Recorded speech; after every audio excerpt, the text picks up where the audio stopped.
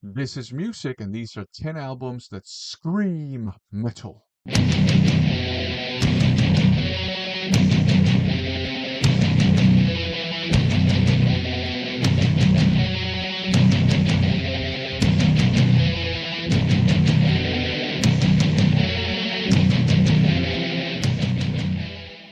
George G from George G's Room of Rock has issued a challenge, and it's a fun one. If you don't know his channel, go and check it out, especially if you love all things rock and metal and, like George, you fight to keep rock and metal alive. That should be your go-to channel. If you're into music collecting content, especially if you are a CD head, that should be your channel because he shows a lot of really cool CDs and he covers like classic rock, hard rock, traditional heavy metal, modern heavy metal, power metal, thrash metal, death metal, black metal, all that good stuff. So go and check out his channel. Yeah, so he has issued a challenge. Basically, he wants us to show 10 albums that just scream metal. That is, 10 albums that just by looking at them, you know they are probably going to be metal albums. Now, I latched on to one thing that George talked about in his challenge video, namely back in the day, we would, before streaming and stuff, we would go to record shops, we would flip through the albums, and we would gravitate towards albums that had a certain look about them, a certain aesthetic that just screamed metal. It would tell us this is probably going to be a metal album. So I've kind of adjusted the parameters a little bit. So I'm going to show you 10 albums that visually scream metal. Maybe not necessarily musically. Some of these albums, if you bought them, brought them home with you, gave them a listen, yeah, they would live up to your expectations. Some of them might even positively surprise you, but some of them would probably also negatively surprise you because they don't sound as metal as they look. So, 10 albums that visually scream metal at you. First one is a no-brainer. Technically, it's an EP. Celtic Frost, Emperor's Return. It has kind of a cool logo. It has, evil funds. It has demon kind of creature. It has half-naked ladies. One of them is even topless. I mean, if this doesn't scream metal, I don't know what does. I mean, any scrawny 80s heavy metal kid with pimples all over his face and just a pathetic, patchy attempt at growing a mustache would definitely be drawn into this stuff. Um, Musically, it screams metal too.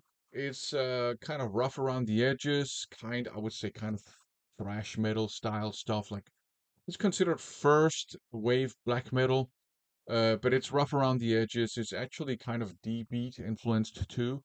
But yeah, this screams metal visually and musically. Okay, up next we have this one here, Demon, Night of the Demon. And this looks metal as hell. I mean, this could be a death metal album, you know, like a 90s death metal album with this visual aspect to it, this artwork.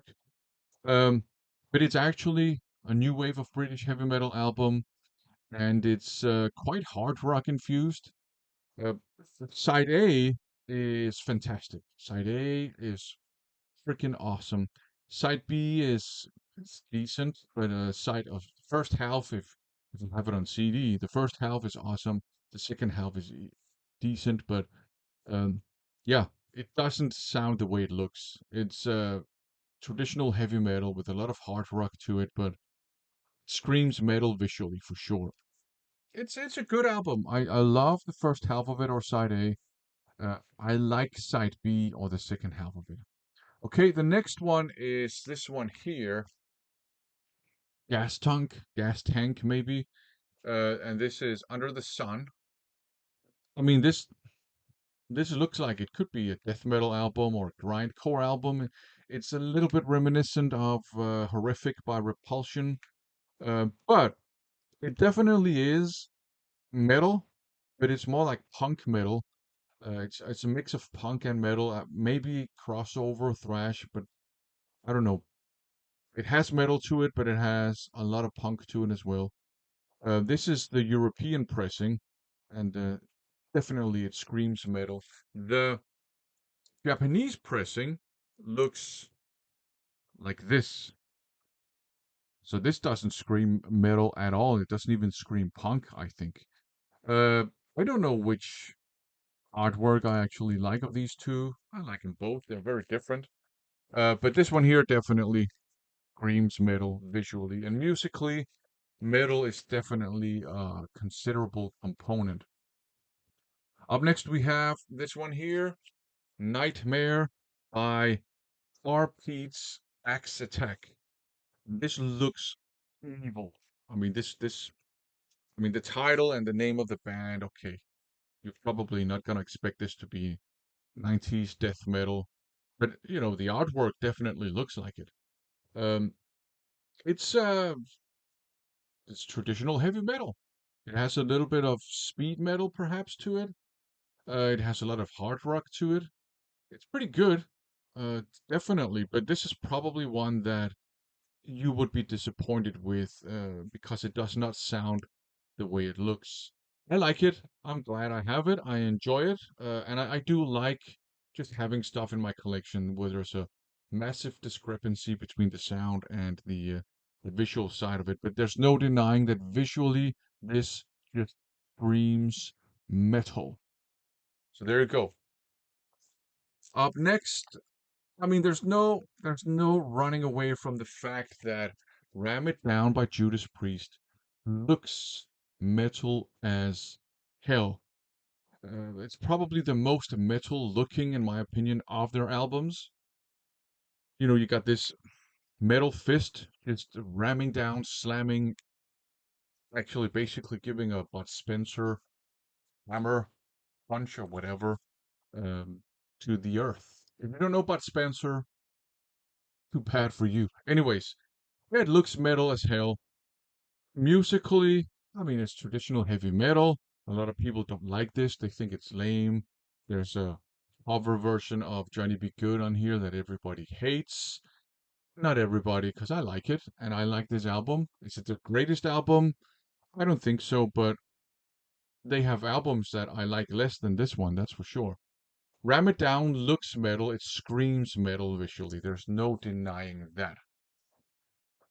Up next, we have this one here, Pestilence, Consuming Impulse. Yeah, I mean, if you, yeah, I don't know, went to a record store, flipped through the records, and you saw this, I mean, you would immediately know, oh, that this is definitely not, this is not a boy band. I mean, it looks evil as hell with these fire ants eating a person alive, or even in his mouth, right? Um, I think there's another version with some kind of more cannibalistic theme stuff going on. I like this version much better. It's uh it's kind of death thrash. I mean, Pestilence is a very important death metal band, but the first couple of albums were more like thrashy. This one, thrash, maybe it's kind of in the transitioning towards death metal, but it definitely screams metal at you, both visually and musically. Okay. Up next, we have this one here, Sergeant. You got this kind of corpse, skeletonized corpse. The eyes are still intact though. Don't know if you can see it, but there's blood running from the eyes. You got a rifle here, so it's probably someone who died in some war, and of course, like desert warfare. It's like very small hands though. Yeah, I don't know. They've got a spider on here as well. Um, it looks. I mean, I would expect this to be a thrash metal album. It's traditional heavy metal with hints of hard rock, but it's really good. It's really good.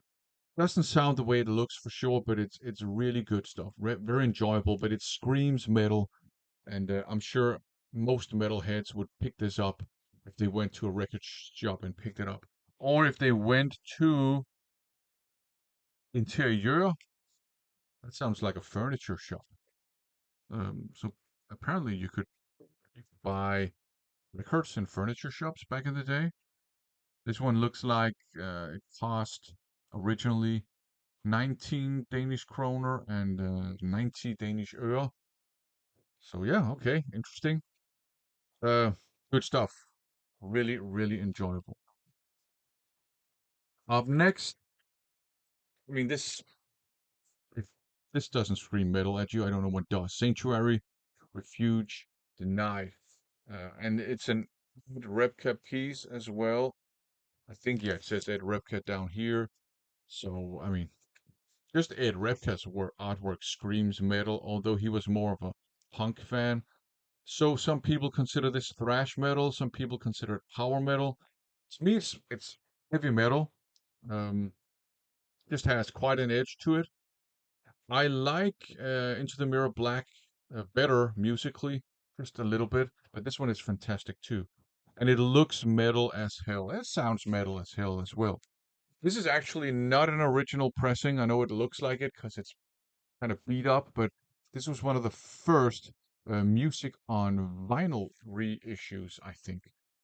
So it's a bit old, but it's not an original pressing. Up next, Spider, Rock and Roll Gypsies. Okay, ignore the title here, but just look at the artwork. You got this chrome-ish 80s looking logo. You got a massive metallic robotic spider uh, basically about to destroy the earth. That looks as metal as Ram It Down does, I would say. But of course, it's called Rock and Roll Gypsies, so you might go, oh, wait a minute. Maybe it's not metal, is it? It's hard rock, and it's very, very boogie rock based hard rock, so it does not at all sound like the way it looks. But it's still good. I enjoy it. I have a blast whenever I listen to it from time to time. But it looks metal, it screams metal visually. Musically, maybe it screams, I don't know, status quo on mild steroids. I don't know. But yeah, awesome artwork. Pretty good album for what it is, too. Okay, and I think this is the last one. I hope this was 10 albums. This is Undercover Animal by Steeler. You have this, I don't know, cat, were cat? I don't know. Kind of a beast, kind of a monster here. Uh, Really good looking artwork too. I mean, just the way it's painted, I'm pretty sure it's a painting originally. This definitely is something you would pick up as a metal fan if you didn't know Steeler. Um, it's heavy metal musically as well. There's no denying that. So this does scream metal in more than just one way. But there you go. Hopefully 10 albums that visually scream metal at you. This is a fun challenge. Join in. It's particularly interesting with, people from different generations when they join these uh, challenges here because what maybe to 80s kids would scream metal would perhaps scream, I don't know, hard rock to 2000s kids or something like that. And what would scream metal to a 70s kid would perhaps just look classic rock to an 80s kid and so on and so forth. So I think this is interesting. Go and check out George G's Room of Rock 2 and help George keep rock and metal alive. Thanks for watching.